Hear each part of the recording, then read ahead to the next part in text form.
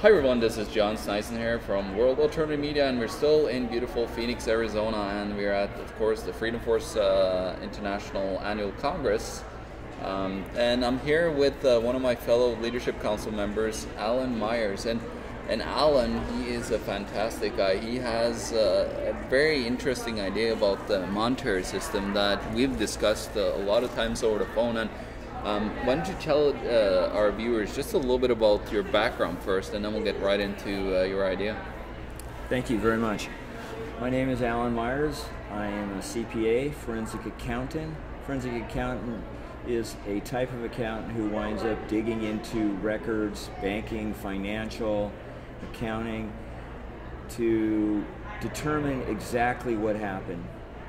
In many cases, it's where did the money come from and where did it go? But it's about getting to the absolute rock bottom of the financial records to understand a transaction or many transactions. So yeah, so that is interesting. So that brings you right back to what you've been looking into when it comes to the Federal Reserve, especially the commercial banking system. So if you could just elaborate a little bit and go into what your findings were with the banking system, and how did you come to the conclusions that you did?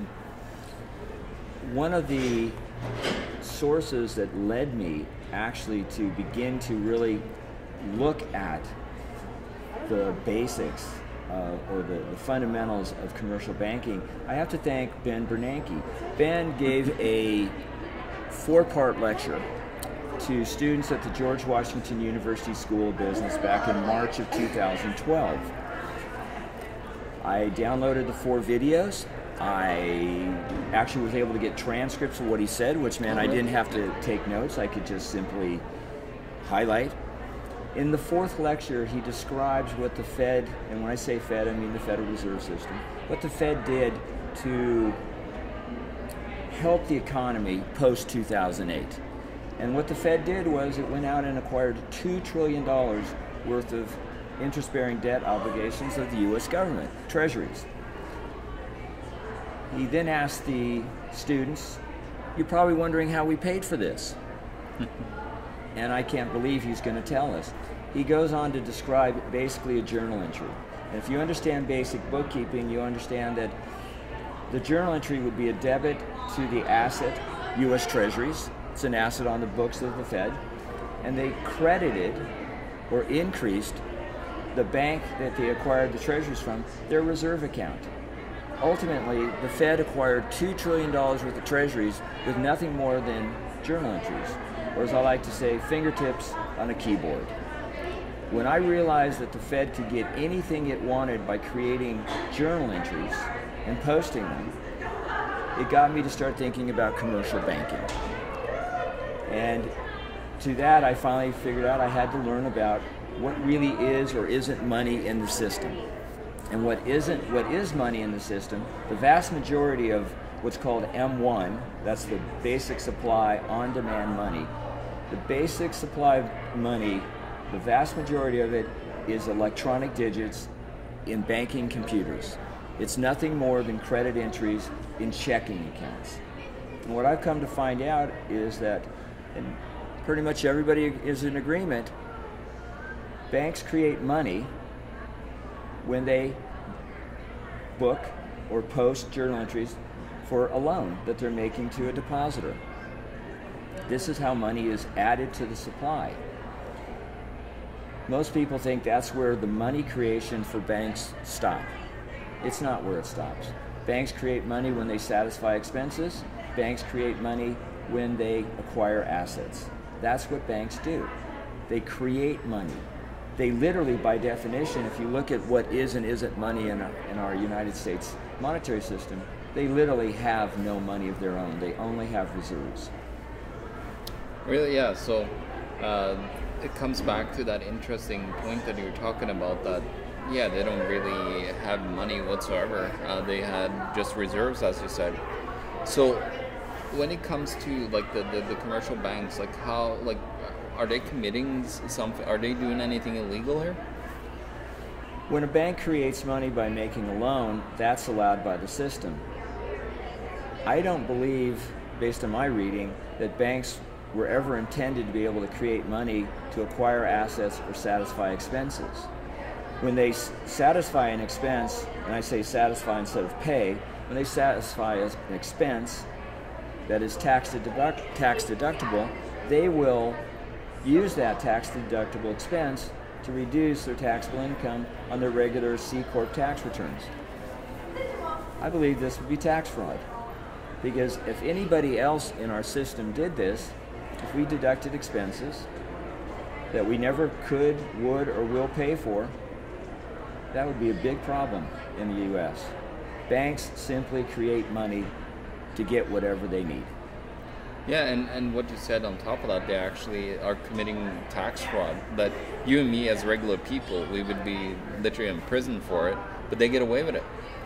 The system has allowed banks to deduct expenses that they never can, will, or pay for in the way regular taxpayers. And since banks are filing regular C Corp tax returns, I don't see why that is proper or allowable. Banks do get a special treatment on how they handle the write-off of bad debts, uncollectible loans. But other than that, banks are treated as regular C Corps, but they are deducting expenses that they never, as I said, they never can, will, or need to pay for. Isn't that interesting? That's what it really, to me, what it really leads to, other than that, is, again, if an average person, regular taxpayer did this, it'd be a big problem, is that it still comes down to money creation. Yeah. Money is created in our system, and we've accepted this system. It went operational in November 1914. We accept this system as, okay, most everybody was born into it. The ultimate issue is who creates the money, how is it created, who gets the benefit. In this system, the benefit of money creation belongs strictly to the banks. The benefit of money creation really belongs to the people. We were the original creators of money if you go way back into the history, the origin and history of money. That powerful benefit has been taken from us. This is the core problem. Yeah, so we've found the problem. We know that the banks actually commit tax fraud now. So what is your solution that you've come up with, Alan? And I think it's one of the more brilliant solutions I've heard. What would be your plan? Let's say that you got into power and you had the chance to redo the whole system. Regarding power, the power really belongs to every individual in this country who wants to exercise it. We, in the term I use, we are the citizen owners. The people who are in office are actually our elected employees. The problem with this business model that we have is, as citizen owners, we are not really using our power. But to me, the solution is to create a new entity. And for lack of a better term, I would call it a national bank. The national bank is owned, controlled, directed, monitored by the people. It's not a central bank. The one power it would have that no other bank in the country would have is the power to create money. Regular banks would still be doing the same thing they're doing, they just don't get to create money anymore. By having a national bank create money, the benefit goes to the people because we would allow the national government, our federal government, to spend money into circulation to get the goods and services it needs based on approved budgets, which means at the end of the day, the federal government will have no need to tax and will have no need to borrow. And we, the people, the citizen owners of the country, we need to control this process. We need to be involved. The national bank, as I said, would be owned by the people. It would report directly to the people. It could be managed by representatives out of each state. They would be appointed or elected out of however a state wants to do it, and they would be very similar to the senators that went to D.C. before the passage of the 17th Amendment. They would answer to their states. So like talking about, yeah, it's a great idea, but how do you prevent the guys then, you know, when you have the power to create money, even like for the citizenry, how do you make sure that it doesn't get abused? With a national bank, one of the prime reasons to have the bank is to return the benefit of money creation back to the people. The other is that if the money supply is in balance with the economic level, you won't have inflation. If you don't have inflation, you don't have loss of purchasing power. As long as the money supply is managed to achieve that, then you won't have a system that is going to be abused. The problems in the past is when the government, a federal national government, actually held the power to create money. This has to be separated away from the federal government. Yeah, that's interesting. So that's different from, you know, having the federal government having control over it, because I've seen a system where the federal government have had control over similar systems, and of course they've abused their power. But yeah, as you said, you actually give that power now over to the individuals that are running the country. Right. I mean, the other positive aspect of this type of system is, and God forbid should we have not one but many disasters, hurricanes, tornadoes, and we're going to want the federal government to go in and help. They're going to need to spend more money than was budgeted. The federal government could be permitted to spend that money, and then after it's gone through the system and before it gets to the point of causing inflation, the excess could be taxed out as a sales tax, depending on the location, different rates. Once the economic level and the money supply is back to being level, the tax would go away. But in a system like this, federal income taxation would go away, the need to borrow would go away, and our government would run, and our country would run much better. But this is going to require people to get involved. And to get this system to be changed to a proper monetary system, people are going to have to take personal action. I call it call to action. And it's actually very simple. We have people in DC that represent us, but they don't really. We need to change that. And to do that, each individual can do this with 3 phone calls and 3 emails a day. And you tell the people in DC who represent you to repeal the Federal Reserve Acts and all their amendments and get ready to take over the system, bring it to a nice, easy end, implement a new system so there's no big upheaval in the country. Do that or don't come home. We need to tell our elected employees in DC what to do. That's what's missing. Yeah, so this is basically a message, hopefully, some of Donald Trump's treasury staff and people that are involved in his economic side, hopefully they're listening to this, and we could get the message out there, because if we don't, we know where it's going to take us, because the United States currently, with all the debt, both public, private, and everywhere, it's a mess, and we have these systems all over the world. It's not just, you know, the United States and the Federal Reserve. This is everywhere. Every single central bank, they are under the same Federal Reserve system. The central banking systems are all relatively similar. One thing I'd like to add, in the United States right now, we have almost a $20 trillion treasury debt. Now, people use the term national debt. I'm a little bit more specific. There's the national government debt, and it has 3 parts to it. One part is the treasury debt. As I said, it's almost 20 trillion now. Then there's the unfunded liabilities. Yeah. A professor out of Boston, I believe his name is Lawrence Kotlikoff, did a present value analysis of the unfunded liabilities in 2012. And at that time, he estimated that the unfunded liabilities, which is Social Security, Medicare, Medicaid, was more than 200 trillion. Whether it's 100, 200, it's unpayable.